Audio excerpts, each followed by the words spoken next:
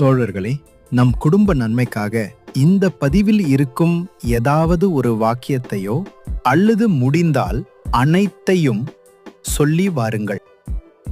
நான் பணத்தையும் செல்வத்தையும் எளிதாக ஈர்க்கிறேன். நான் பணத்தை விரும்புகிறேன், பணம் என்னை விரும்புகிறது. பணம் சம்பாதிப்பது மிகவும் எளிது என்பதை நான் நம்புகிறேன்.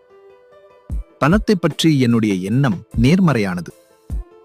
பணம் பல்வேறு வழிகளில் பன்மடங்காக என்னிடம் வருகிறது.